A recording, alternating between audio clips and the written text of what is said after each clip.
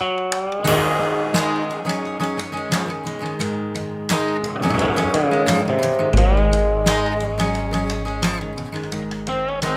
back to the Mouse and Men podcast, where we explore the grown-up side of Disney. I'm Chris Murphy alongside Bradley Minigan. How are you, sir? I'm doing fantastic. How are you, Chris? I am doing fantastic as well. This week we get to explore the Italy Pavilion at EPCOT's World Showcase. And this one delighted me to no end because there was food, there was drink, there was architecture, there were statues. It was just a beautiful experience of a pavilion. So I'm excited to talk about it when we visited there last August. Me too. And you can be a part of the conversation as well, listeners and watchers at home. Find us on social media at The Mouse and Men, at Facebook, Instagram, Twitter. Head over to our YouTube channel to check out the videos that we've posted there as well. But let's jump right into our discussion of the Italy Pavilion. So, Chris, you mentioned architecture, and that is a big thing of Italian history. And just a little backstory, my dad's an architect, loves going to Italy, going over there with my mom and spending a couple weeks. And my mom actually schedules time for him to sketch. She sets him down in a spot and says, I want you to sketch that building over there. And she goes shopping for an hour or two and comes back. Cool. And it's kind of like, you got something? But it's a cool thing because the architecture is so beautiful. And I do think this Italy Pavilion really captures that spirit. You know, if I were your mom and I was at EPCOT at the Italian Pavilion, I know where I would sit him for that time where she would go shop at the Crystal Shop there in Italy, while I would put him near the World Showcase Lagoon. There's this cool little bridge area that you can feel the breeze coming up from World Showcase Lagoon and just enjoy that. But you get to see the entirety of the Italy Pavilion, and it's such a cool vantage point to kind of start your adventure into Italy, because you get to see it all. And if you just kind of put on your horse blinders and just look at that area, I would have mistake for actually being there. I've never actually visited Italy like you have, so I'm a little bit jealous there, but it seems so architecturally exact as to, I feel like even pictures that you've shown me from actually visiting Italy. Yeah, so it's great because it's got the, at that bridge area, it goes to like a little island, and there are a couple gondolas tied up there, very much like you'd see in Venice. And then you go into the actual Italy Pavilion, and it feels like you're in an Italian countryside village. It's not Rome or the Vatican. It's not the big city, but having been through only northern Italy, but the Tuscan countryside, it feels like one of those little towns where it's a town square. It's where everybody comes to do their shopping at the market. Farmers bring in their produce for people to buy. It feels like that. And something interesting about the Italy Pavilion, it doesn't have a lot in the way of attractions of a ride or a movie to watch or anything like that. It's all about just kind of sitting back and taking it all in. Italians are great at pasta. They've got several restaurants where you can get great pizza or pasta. We got another lager. Just it's lagering around the world is kind of what we've been doing. But also got a limoncello kind of desserty cocktail as well. Yeah. But this pavilion's all about sitting back, eating, drinking, taking it all in, which I really enjoyed at this point in our venture around the world. Yeah, I guess limoncello is its own liqueur. It's as we were talking right before we went live here, it's almost a syrupy sweet dessert beverage more than it is maybe something that you would drink with a meal or even before a meal. It definitely has that dessert feel to it. Well, in something that we did when we were in Italy is every afternoon got gelato. And if you want kind of a mid-afternoon sweet treat. That limoncello thing, I think you said it was like drinking a lollipop, a lemon lollipop. It's true. It's very strong. It's very sugary, but I loved it. I mean, I love candy. I love sugar. My blood sugar content is probably way off the charts. But I loved it, and I loved just sitting there taking it all in.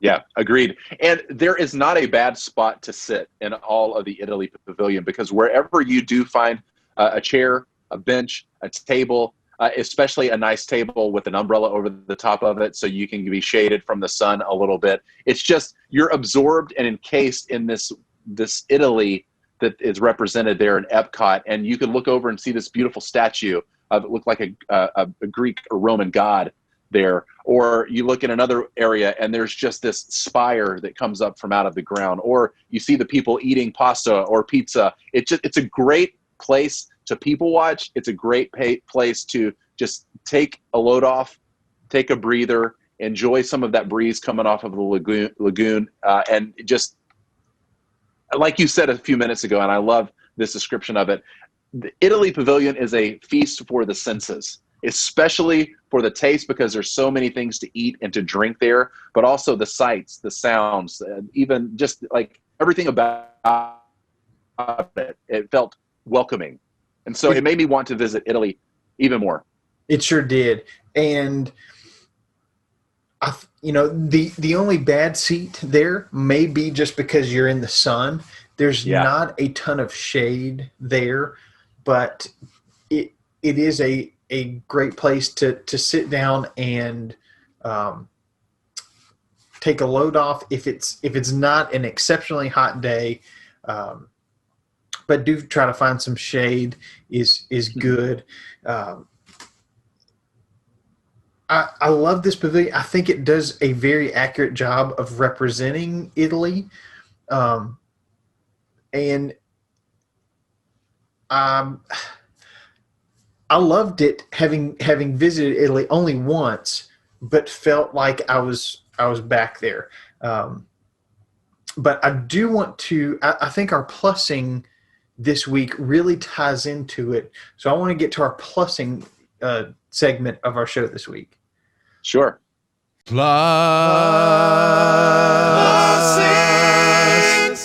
So we've been going around the world over the last 7 weeks, just trying something, specifically an alcoholic drink. But they don't have just alcoholic drinks. They've got non-alcoholic drinks. They've got food.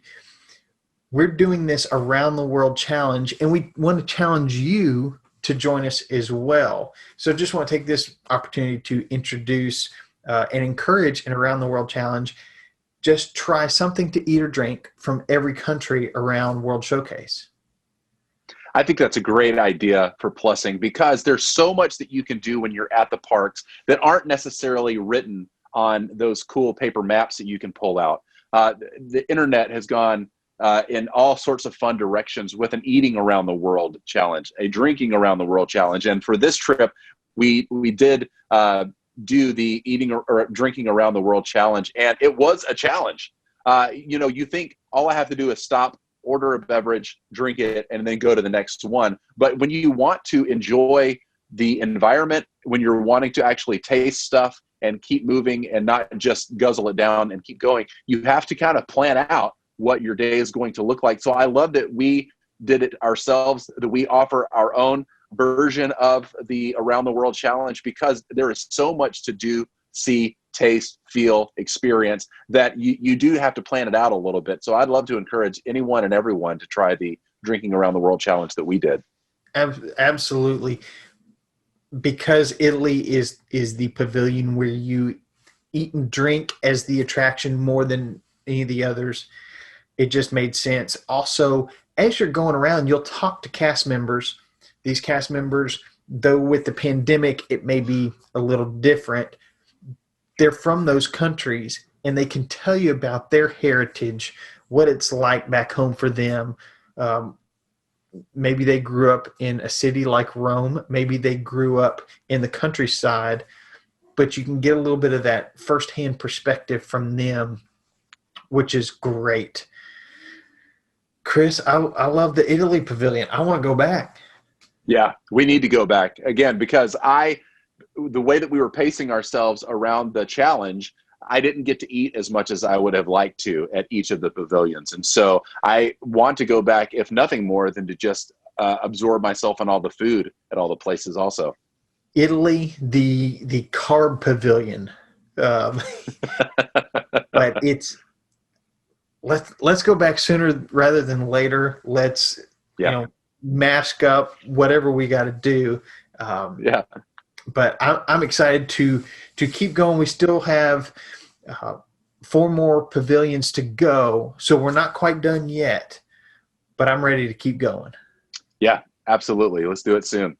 So we're going to sign off with be a part of the conversation on social media at The Mouse and Men, on Facebook, Instagram, Twitter. Subscribe to our YouTube channel, watch the videos, share some of the videos with your friends if you think it's informative and gives you a little perspective into the different pavilions at EPCOT. And as we like to say here, don't grow up too much. But keep exploring.